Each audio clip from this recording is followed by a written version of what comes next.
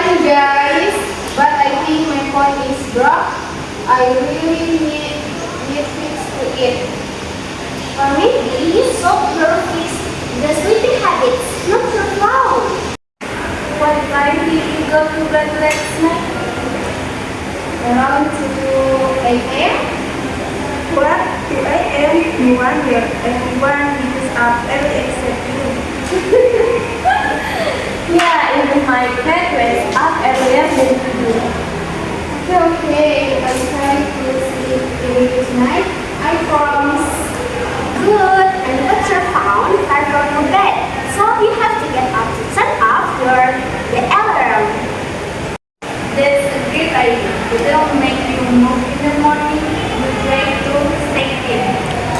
Imagine Mita running across her room every morning. You are the only one also every